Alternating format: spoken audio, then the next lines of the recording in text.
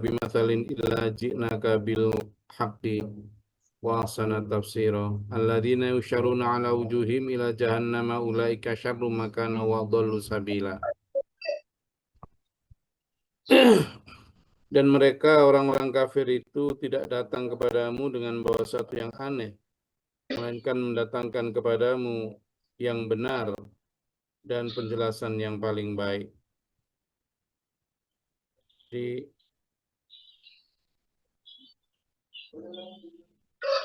apa orang-orang itu kok mendustakan ayat-ayat Allah? Sebenarnya mereka juga tidak mampu mendatangkan penjelasan yang jelas itu, yang unik atau tidak ada. Apa yang mereka sampaikan ya sesuatu yang sudah pernah disampaikan oleh umat-umat sebelumnya. Dan kami datang kepadamu juga dengan penjelasan kebenaran yang sebaik-baik penjelasan. Orang-orang itu yang tidak percaya itu alladzina yuhsyaruna ala wujuhim ila jahannam. Orang-orang itu nanti akan menghadapi ancaman ketika dikumpulkan wajah mereka dibolak-balikkan di atas neraka jahanam. Ayo melihat ini sebagai sesuatu yang ancaman real ya dulu ya. Kenapa? Karena gini, makin ke sini makin orang tidak takut neraka. Tidak ada yang takut neraka. Tidak ada yang khawatir dengan ancaman siksa. Tidak ada. Sedikit sekali. Itu hanya menjadi pelajaran kayak ya kayak dongeng gitu. Jadi kalau sampean menyaksikan film gitu ya, film baik tentang filmnya produksinya Marvel yang orang bisa terbang, punya palu bisa menguncurkan gedung, itu kan ya wow gitu kita lihat filmnya. Tapi kita juga aslinya ya tidak percaya kalau ada orang bisa terbang, ada orang bisa lompat dari gedung. Itu hanya sebagai hiburan saja dalam pikiran orang yang dewasa. Juga ketika ada kengerian-kengerian film horor dan sebagainya, ya sebatas bahwa itu hiburan. Meskipun ada mungkin yang percaya bahwa hantu itu ada, tapi kebanyakan yang lain yang merasa bahwa itu ya hanya hiburan, buatan film, nggak nyata, begitu. Lah, yang disayangkan itu umat manusia sekarang juga, terutama Muslim, saya nggak bicara non-Muslim ya, nggak tahu bagaimana konsep mereka tentang akhirat. Yang Muslim pun sekarang, ya dia membaca, mendengar juga dari para penceramah agama tentang iming-iming surga dan ancaman neraka. Tapi itu menjadi sesuatu yang kayak film tadi itu. Ya surga ya iyalah. Di sana nanti ada kebun yang mengalir sungai di bawahnya, rumah yang dari entan berlian, dipan-dipan bertahtahkan emas, mutiara, baju dari sutra. Tapi dia melihatnya itu sebagai sebuah dongeng gitu. Dongeng kayak kerajaan apa gitu. Sesuatu yang tak terjangkau dan tak nyata bahkan. Sebaliknya, tentang kalau kamu nanti tidak nurut sama Allah, akan ada ancaman siksa neraka itu nanti dipotong lidahmu, disetrika punggungmu, kasih minuman cor-coran timah panas yang menghancurkan seluruh organ, kasih makanan dari duri-duri zakum, Udah enggak? sepanjang mata memandang hanya kelihatan api menyala-nyala, rumah dari api, baju dari api. Orang melihat itu tuh kayak kayak film mengerikan horor gitu. Ya hanya ngeri ketika diceritain, begitu selesai diceritain ya kayak selesai nonton film nggak ada ngeri-ngerinya lagi, ketawa-ketawa lagi gitu. Nah ini loh dulur yang akhirnya Quran itu tidak banyak berbekas. Pada ujungnya karena tidak ada takut sama neraka, ya tidak takut untuk berbuat dosa. Haji jalan, tapi korupsi ya jalan bareng pada orang yang sama. Ngaji jalan, tapi menipu ya jalan. Mau dibilang tadi. Sholat jalan, riya sombong tetap jalan. Jadi ini karena apa? Sholatnya juga bukan karena iming-iming kepingin dapat ridho dan ampunan Allah. Ketika melaksanakan kejahatan juga tidak takut ancaman neraka. Sehingga ketika misalnya disampaikan di sini itu alladzina yuhsyaruna ala wujuhihim ila jahannama ulaika syarrum makana wa dhallu sabila, disampaikan bahwa itu adalah seburuk-buruk tempat dan sesesat-sesatnya jalan ke neraka itu, ya manusia oh gitu tah. Gitu aja. Saya selalu sampaikan di sini mengenai ayat Fahadainahun najdain. Aku beri kamu dua jalan. Jalan ke kiri yang landai, nyaman, sesuai nafsu, nggak banyak halangan. Itu jalan yang enak. Tapi itu sebenarnya menuju neraka. Siksanya Allah, murkanya Tuhan. Nah jalan yang ke kanan, ini jalan kebaikan, tapi penuh onak dan duli menanjak. Falak tahamal akobah. Itu.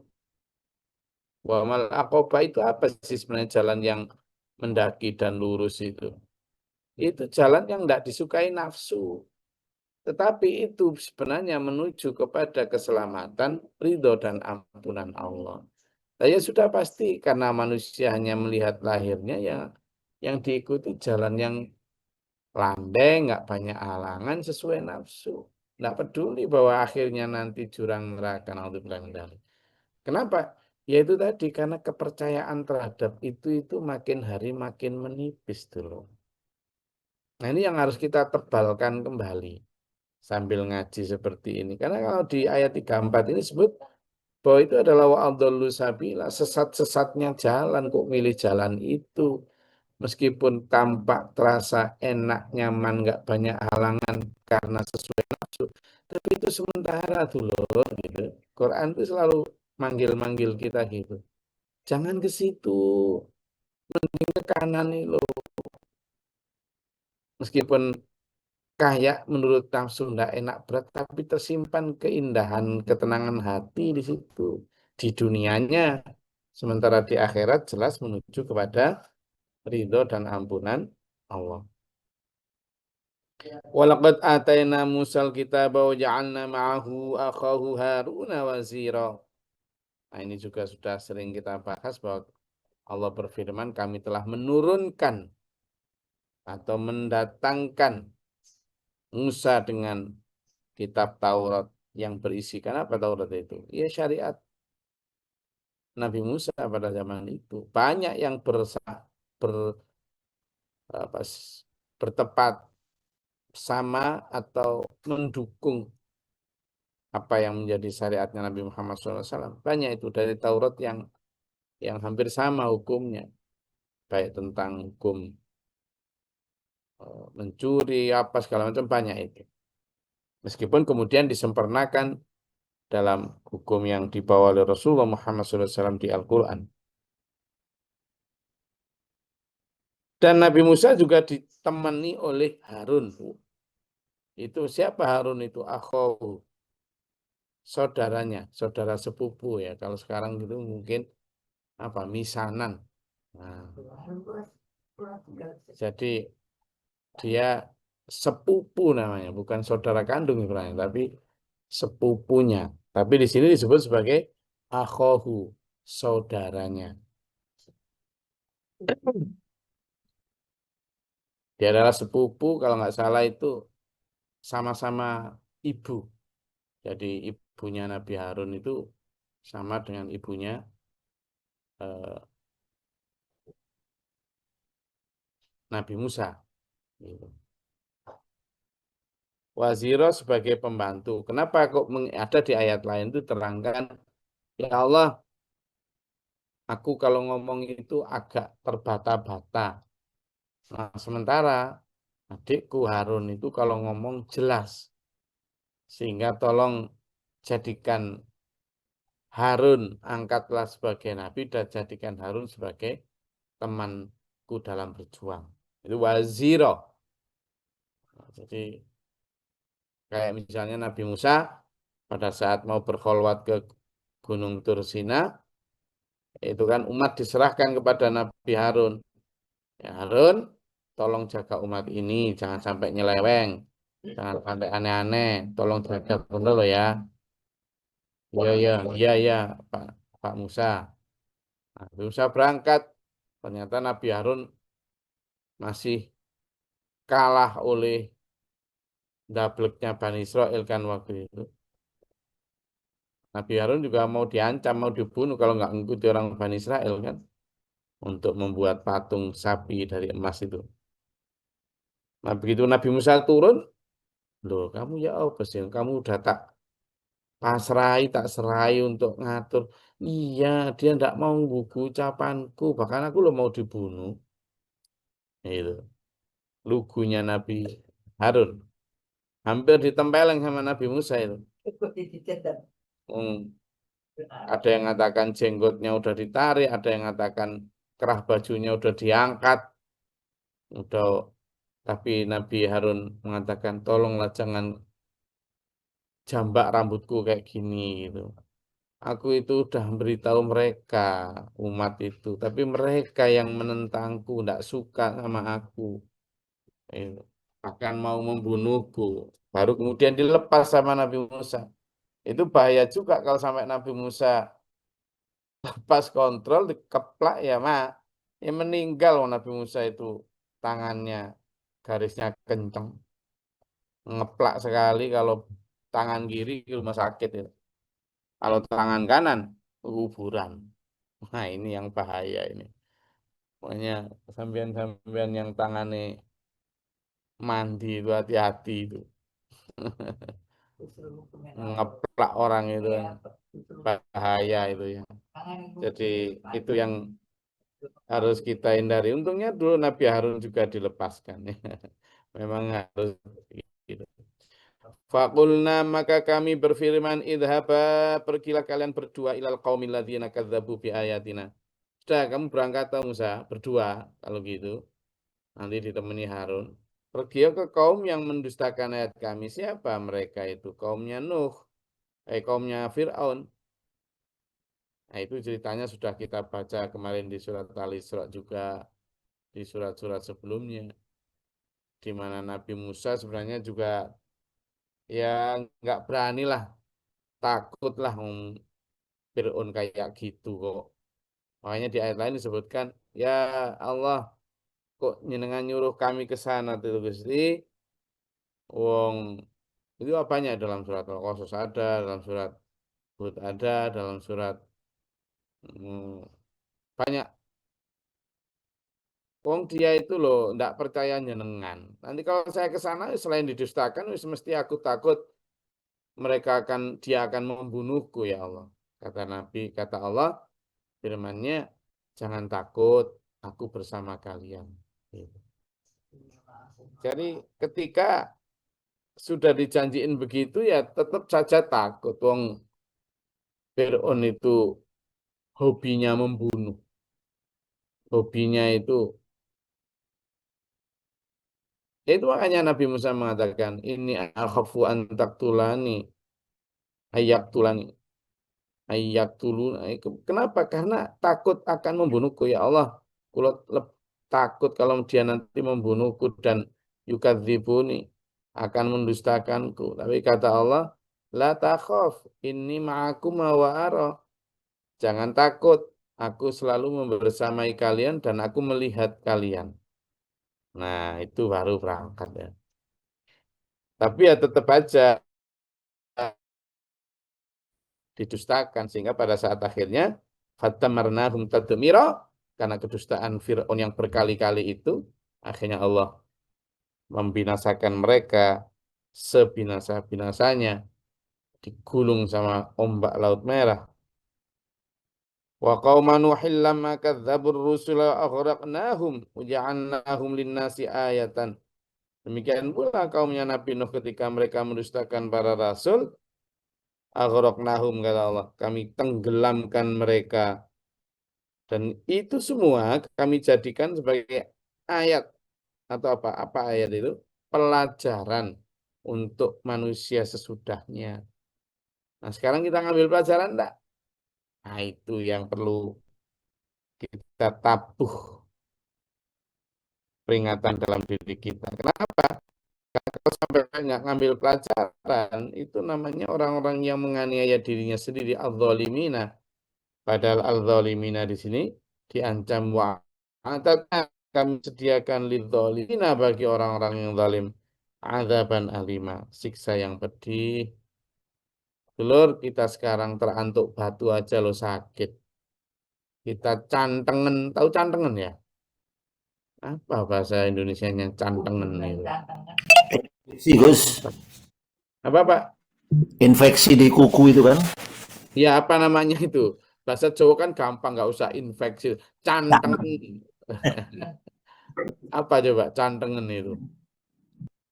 Eh, yang kalau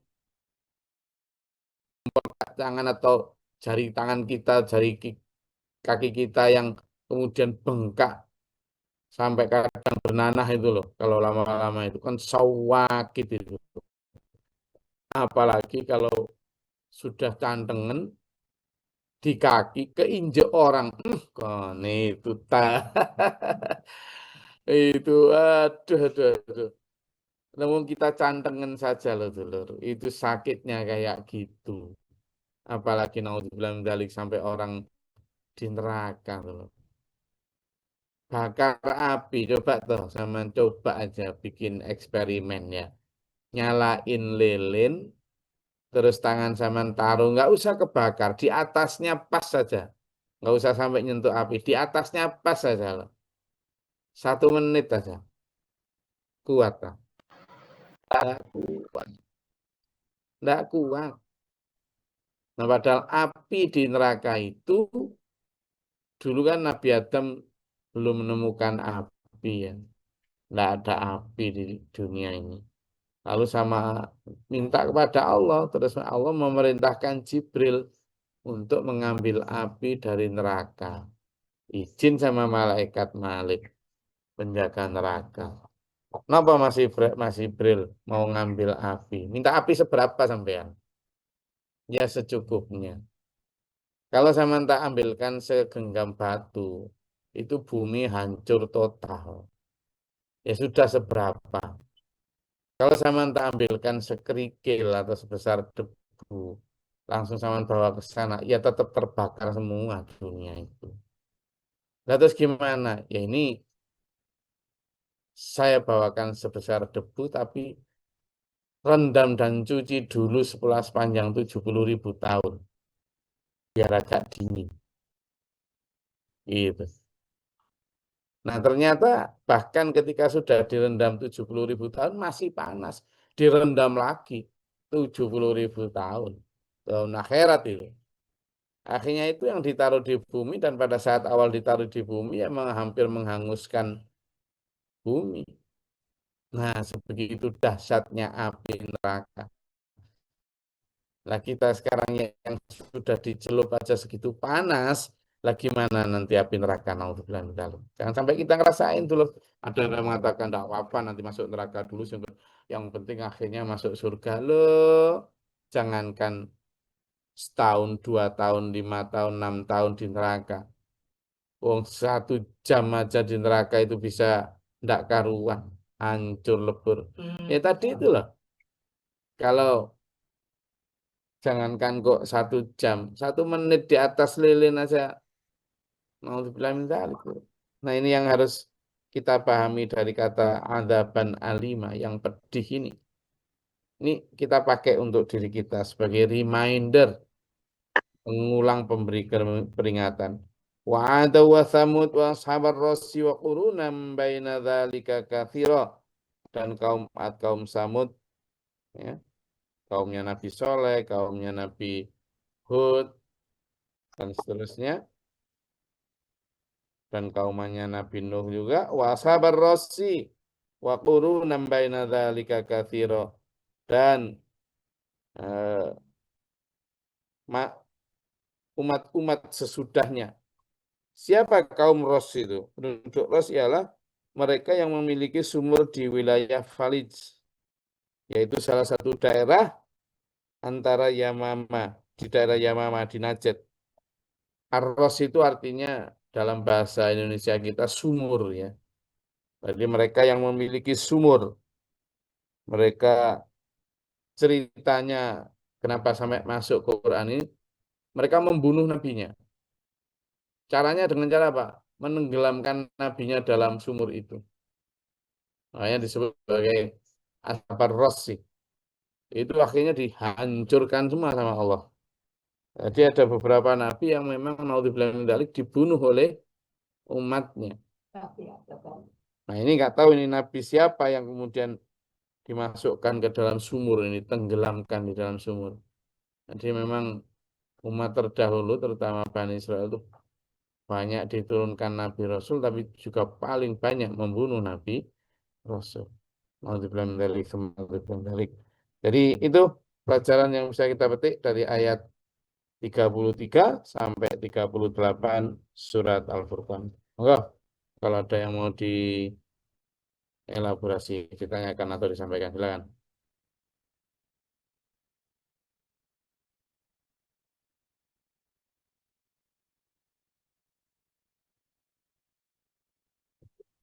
Ada?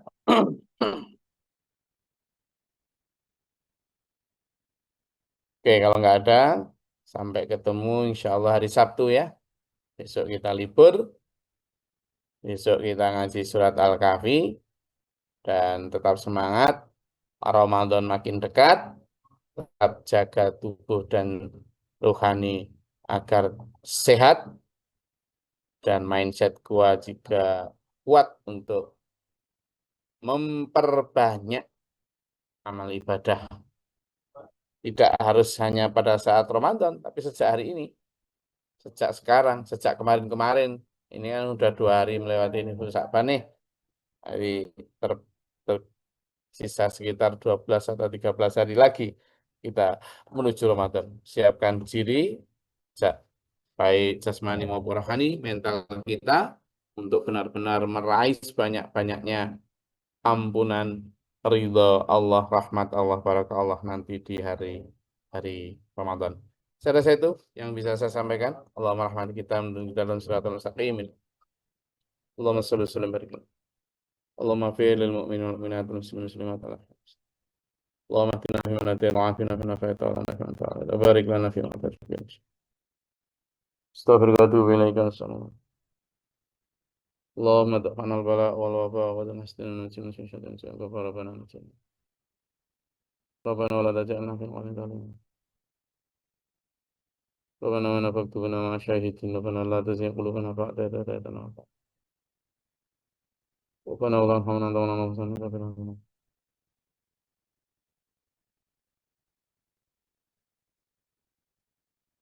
ربي أعوذ بك من وجود الشيطان وأعوذ بك ربي أعوذ بك